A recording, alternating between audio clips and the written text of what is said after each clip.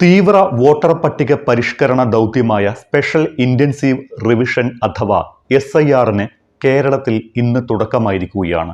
ഈ വീഡിയോയിൽ ആദ്യം SIRുമായി ബന്ധപ്പെട്ട പൊതുവിവരങ്ങളും സാധാരണക്കാർക്കുണ്ടാകുന്ന സംശയങ്ങളുമാണ് വിവരിക്കുന്നത്.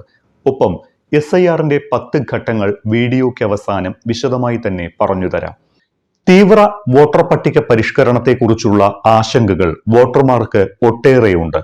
വോട്ടില്ലാതാകുമോ, തങ്ങളുടെ പേര് വെട്ടിപ്പോകുമോ എന്നെല്ലാമുള്ള ആശങ്കകൾ സാധാരണ വോട്ടർമാരിൽ ഇതിനകം നിറഞ്ഞിട്ടുണ്ട്.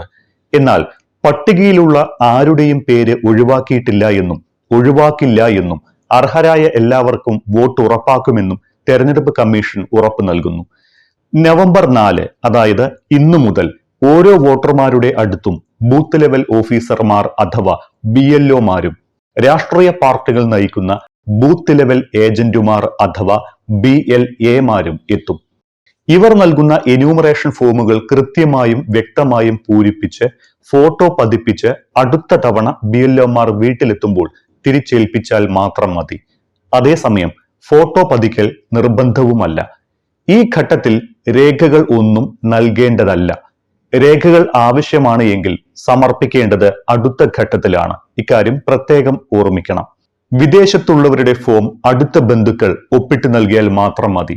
2002 അവസാനമായി സമഗ്ര പരിഷ്കരണം നടന്നതിന് ശേഷമുള്ള വോട്ടർ പട്ടിക അടിസ്ഥാനമാക്കിയാണ് ഇക്കുറി SIR നടപടികൾ നടക്കുന്നത്. ഇതുപ്രകാരം 2002ലെയും 2025ലെയും പട്ടികയിൽ ഉൾപ്പെട്ടവർ എന്യൂമറേഷൻ ഫോമിൽ ഒപ്പിട്ട് നൽകിയാൽ മാത്രം മതി. മറ്റ് രേഖകൾ ഒന്നും സമർപ്പിക്കേണ്ടതില്ല. 2025ലെ പട്ടികയിൽ ഉൾപ്പെട്ട എന്നാൽ 2002ലെ പട്ടികയിൽ ഉൾപ്പെടാത്ത ആളുകളുടെ മാതാപിതാക്കൾ 2002ലെ പട്ടികയിൽ ഉണ്ടെങ്കിൽ മറ്റ് രേഖകൾ സമർപ്പിക്കേണ്ട. ഫോമിൽ ഇക്കാര്യം പ്രത്യേകം സൂചിപ്പിക്കണമെന്ന് മാത്രം. ഇവർ മാതാപിതാക്കളുടെ വോട്ടർ പട്ടികയിലെ വിശദാംശങ്ങൾ ഫോമിൽ ചേർത്താൽ മാത്രം മതി. അപേക്ഷകനോ മാതാപിതാക്കളോ 2002ലെ പട്ടികയിൽ ഉൾപ്പെടാത്തവരാണ് എങ്കിൽ അവർക്ക് തെരഞ്ഞെടുപ്പ് കമ്മീഷൻ നിർദ്ദേശിച്ച 12 രേഖകളിൽ ഏതെങ്കിലും ഒന്ന് സമർപ്പിക്കണം. ഇത്തരത്തിൽ പേരില്ലാത്തവർക്ക് ജനന തീയതി മാനദണ്ഡമാക്കി സമർപ്പിക്കേണ്ട രേഖകൾ കമ്മീഷൻ നിഷ്കർഷിച്ചിട്ടുമുണ്ട്. ഇവയൊന്നും പക്ഷേ BLOമാർ വീടുകൾ തോറും എത്തി വിവരശേഖരണം നടത്തുന്ന ഘട്ടത്തിൽ നൽകേണ്ടതില്ല. പിന്നീട് നോട്ടീസ് ലഭിക്കുന്ന മുറയ്ക്കാണ് ഈ രേഖകളെല്ലാം നൽകേണ്ടത്. ഇതിനായി തെരഞ്ഞെടുപ്പ് കമ്മീഷൻ നിഷ്കർഷിച്ചിട്ടുള്ള രേഖകൾ ഇനി പറയുന്നവയാണ്. സർക്കാർ ജീവനക്കാരുടെ തിരിച്ചറിയൽ കാർഡോ പെൻഷൻ പേയ്മെന്റ് ഉത്തരവോ രേഖയായി പരിഗണിക്കും. സർക്കാർ, തദ്ദേശ അധികൃതർ, ബാങ്കുകൾ, പോസ്റ്റ് ഓഫീസുകൾ, LIC, പൊതുമേഖലാ ബാങ്കുകൾ എന്നിവ 1987 മുൻപ് നൽകിയ തിരിച്ചറിയൽ കാർഡുകളും ജനന സർട്ടിഫിക്കറ്റ്, പാസ്പോർട്ട്, സർവകലാശാലകളും ബോർഡുകളും നൽകുന്ന വിദ്യാഭ്യാസ സർട്ടിഫിക്കറ്റ് എന്നിവയും ഔദ്യോഗിക രേഖയാണ്. സ്ഥിര താമസക്കാരനാണ് എന്ന് തെളിയിക്കുന്ന സർക്കാർ സർട്ടിഫിക്കറ്റ്, ജാതി സർട്ടിഫിക്കറ്റ് എന്നിവയും ദേശീയ പൗരത്വ രജിസ്റ്ററും സംസ്ഥാന സർക്കാർ തയ്യാറാക്കുന്ന ഫാമിലി രജിസ്റ്ററും സർക്കാർ ഭൂമിയോ വീടോ അനുവദിച്ചതിന്റെ സർട്ടിഫിക്കറ്റ്, ആധാർ കാർഡ് എന്നിവയും ഔദ്യോഗിക രേഖയാണ്. എന്നാൽ ഇവയിലേതെങ്കിലും ഒന്ന് മാത്രം ഹാജരാക്കിയാൽ മതി. ഇതോടെ പൗരത്വം തെളിയിക്കപ്പെടുകയും വോട്ടർ പട്ടികയിൽ പേര് വരികയും ചെയ്യും.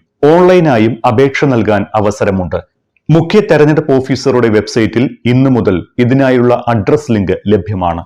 ഈ ലിങ്കിൽ കയറി മൊബൈൽ നമ്പർ നൽകിയാൽ മൊബൈലിൽ ലഭിക്കുന്ന OTP നൽകി എന്യൂമറേഷൻ ഫോം ഡൗൺലോഡ് ചെയ്ത് പൂരിപ്പിച്ച് ഒപ്പിട്ട് തിരികെ അപ്ലോഡ് ചെയ്താൽ മതി.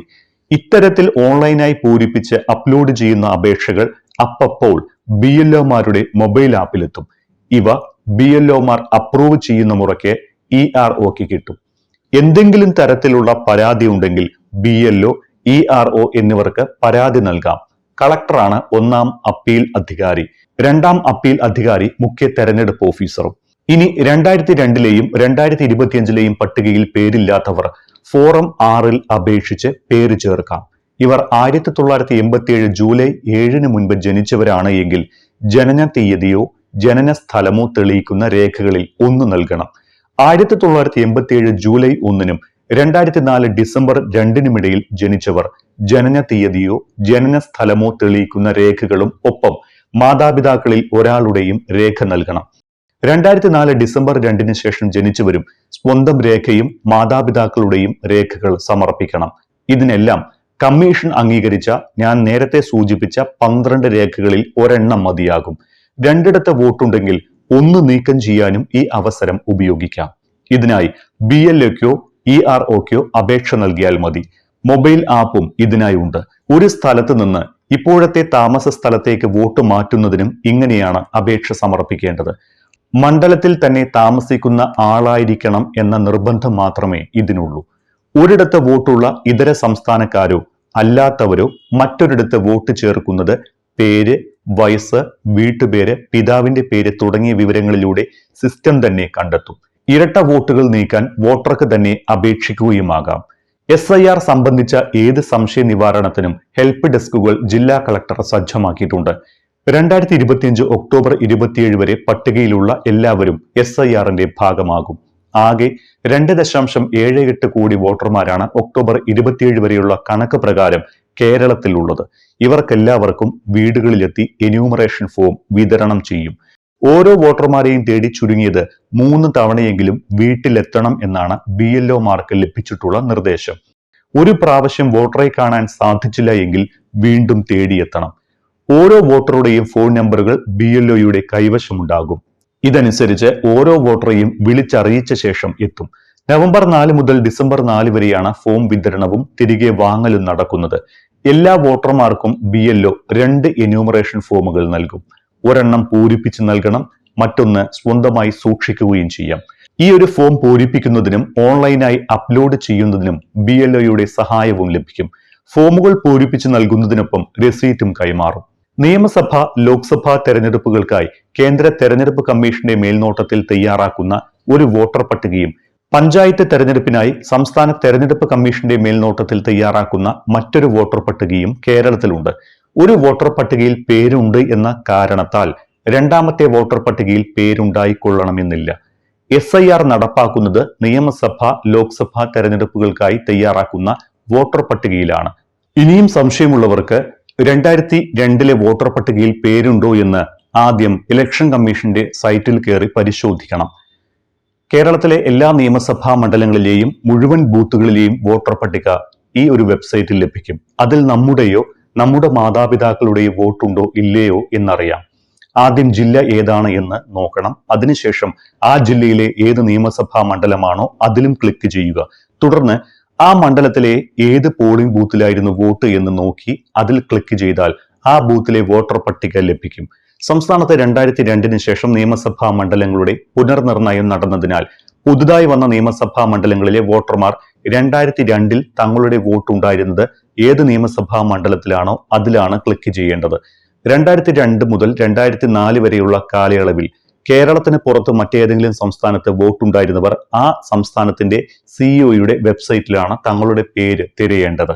ഈ SIRൽ ഏറ്റവും പ്രധാനപ്പെട്ടതും ഒഴിച്ചുകൂടാനാവാത്തതുമായ ഒരു നടപടി എന്ന് പറയുന്നത് ഞാൻ നേരത്തെ സൂചിപ്പിച്ചതുപോലെ BLOയുമായി ബന്ധപ്പെട്ട് എന്യൂമറേഷൻ ഫോം വാങ്ങി പൂരിപ്പിച്ച് നൽകുന്നതാണ് ഈ ഒരു നടപടി. ഇതാണ് ഏറ്റവും പ്രധാനപ്പെട്ടത്.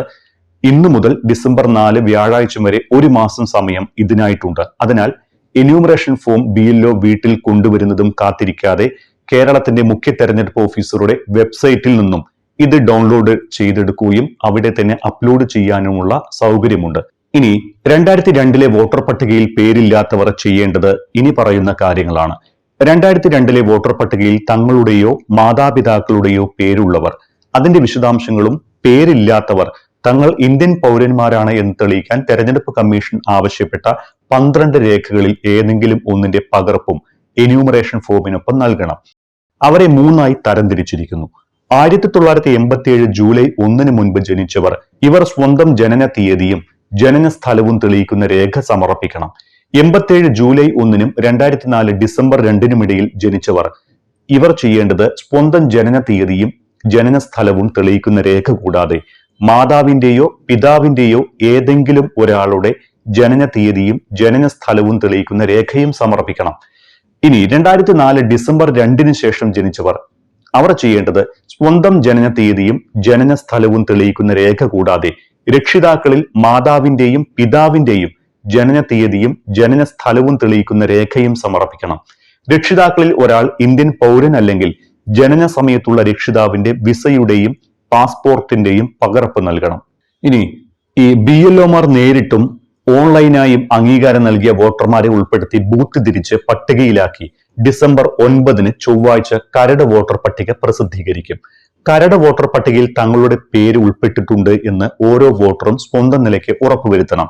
ബൂത്തുകളുടെ പുനഃക്രമീകരണം മൂലം നിലവിലുള്ള ബൂത്തിലെ വോട്ടർ പട്ടികയിൽ പേര് കണ്ടില്ല എങ്കിലും മറ്റേതെങ്കിലും ബൂത്തിന്റെ പട്ടികയിൽ ഉൾപ്പെടുത്തിയിട്ടുണ്ടോ എന്നുകൂടി പരിശോധിക്കണം.